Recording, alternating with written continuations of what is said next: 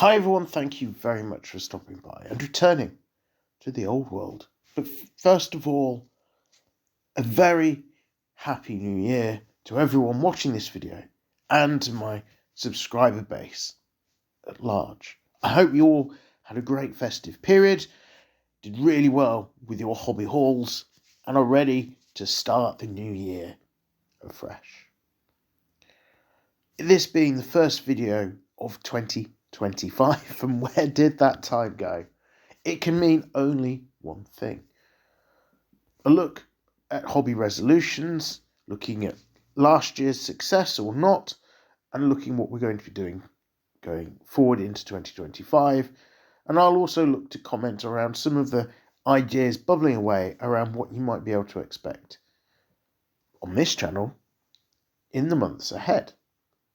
Before I go into any of that, I would say this is a fantastic opportunity for any of you good folk to get involved with this thought process. If there's some stuff that you'd like to see more of, less of, a bit of diversification, whatever it may be, do let me down in the comments below. I'm very happy to take on board ideas for content and think about things people might want to see going forward.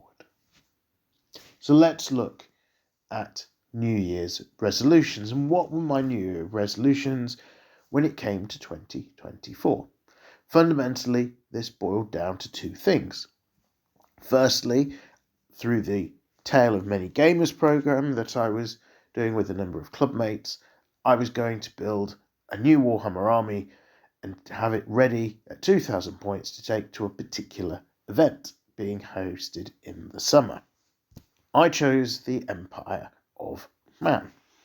Over the course of the 6 months, I was able to build in excess of 2,000 points and take the force to Lansing for this particular event, which was hosted by Incursion Events.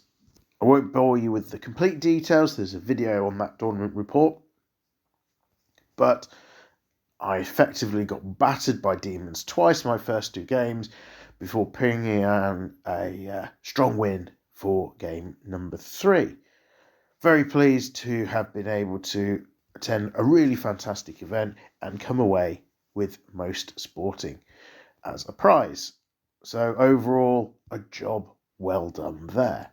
What was it then that was my second objective? Well, for the second objective, I was aiming to paint 1,000 points of Imperial Guard in the second half of the year, something which shouldn't have been particularly problematic. However, actually it proved quite difficult. Why? Well, number of factors. Over the summer of 2024, my outside of wargaming life, so my real life, saw quite a number of changes to both my work life in the form of a new job and also my personal life. All of the changes good, but all of them meant that I had less time to commit to wargaming. On top of that, there was also the fact that I did very much start to fall out of love with Warhammer 40,000. So it was very difficult to be motivated to paint forces for a game I didn't really want to play. Now, I did pick up a different project for the second half of the year, and I started work on a new Warhammer Old World army, an Orc and Goblin tribe force. Between the models for the Orcs and Goblins and the few Imperial Guard models I got painted, plus some excessive Empire things, I'm pretty confident I did manage to paint 1,000 points. However, technically, it's got to go down in the L column because the target was 1,000 points of Imperial Guard. So I can't really claim the moral victory. I should probably say at this point you'll have to excuse the voice a little bit.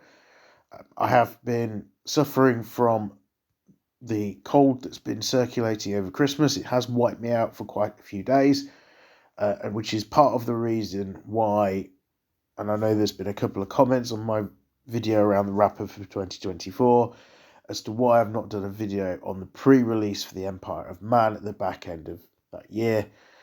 Quite simply, time and energy were not my friends. Let's end this digression, however, and now look at New Year's resolutions for 2025. 2024 was very much a year of getting projects underway and kicking off with the release of Warhammer The Old World, the excitement around that, and really diving into getting some armies onto the table. And I'm very conscious that what this has led to is me having an increased pile of plastic that's unpainted, models that I started to paint, realised that they weren't going to make the tabletop and were abandoned halfway through, etc. So this year is going to be very much a year for getting back on top of the grey mountain, the pile of shame, or the pile of opportunity, depending on how you want to look at it, with a view to really trying to push forward and get things finished. So, objective number 1. I want to complete my Orc and Goblin force up to a minimum of 2,000 points. This army is going to be entirely Games Workshop legal. Now, this is a very different approach to one I would normally take, but I do want a Warhammer army that I could technically take to Warhammer World if I wanted to. I've never been to Warhammer World. We may have a day trip out there, some of the guys from the club at some point, so I want a force that would be legal to use at either Warhammer World or a Games Workshop event. I suppose, to a certain extent, I've got to have one of them, right? Second objective is I want to paint more than I buy. This is a pretty standard New Year's resolution, I think, for a lot of people. I am, however, also going to give myself a stretch target when it comes to this goal. If I buy models which I'm not going to paint because a box contains more models than I need for the purpose I'm buying them, let's give the Night Goblin mob by way of example here. The box comes with 40 models in it. If I'm buying it to build a mob of 30, plus I convert some figures to pay the character tax and build 3 fanatics, that still leaves 6 models, which I don't need. Now, if I decide not to paint them because I'm moving on to other things, my stretch target for each model that falls under that category is bought, but excess to requirements, I will paint 2 models which aren't excess to requirements to cover those figures. So there is a bit of a drive to make sure that I paint everything that I deign to buy in 2025. With the resolution set, it's time to now think as to what's going to be happening in the months ahead. And I'll be honest, I'm not entirely sure. I had a couple of events which I'd had my eye on. Unfortunately, it looks like they are going to clash with other family commitments, so I may not be able to attend any Warhammer tournaments in the first half of the year, which is a little bit disappointing considering I had hoped to get to a couple. I will be almost certainly attending Salute this year and wandering around as a general punter, so maybe have some comments to make on the back of that, depending on how that particular day goes. For those of you maybe not in the know, not UK-based, Salute is pretty much, I think, the largest wargame show in the UK. It's a one-day event held in London in April of each year. At the club, we are looking at doing a bit of Gorka Morka. We're going to be doing a little bit of a campaign on that, starting at some point early in 2025. This sounds like it's going to be a whole lot of fun. We've played a couple of test games and it's been a barrel of laughs. So, again, I might talk a couple of times around what's going on in that space, diversifying out of Warhammer the Old World to pick up some of the fun and nonsense that is orcs skirmishing in a vast desert landscape. Outside of that, my efforts to run a narrative campaign through the medium of YouTube have proven to be somewhat unsuccessful. Now, I think as an idea, as a concept, I still like it. It's built on the idea of the Games Workshop campaigns the summer campaigns from around the world of yesteryear, but it's clear there's not been enough uptake to keep them interesting.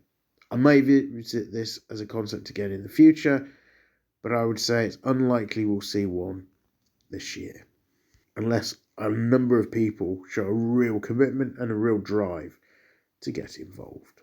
Obviously, what I will be doing is continuing to follow the news. My most popular videos over the last year have been commentary around releases and information being provided by Games Workshop. And I think we're in a really interesting space here.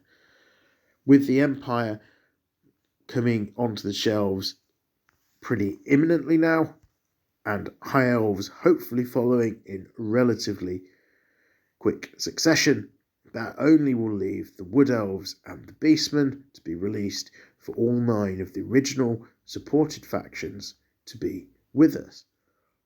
It seems highly likely that Games Workshop should be in a position, touch wood, to be able to release all of those factions this year, which opens the door very much to what is next.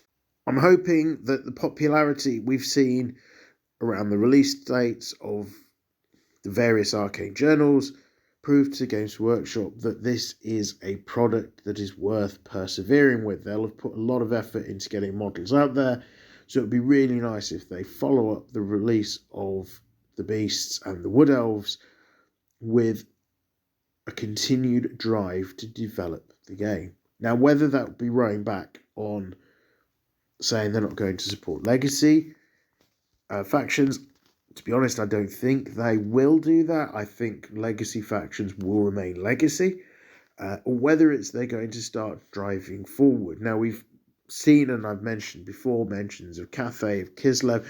There's talk of the Great War of Chaos round the corner. So there's a lot of different angles that Games Workshop could take with this. Only time will tell, and I will keep abreast of the news as and when I see it.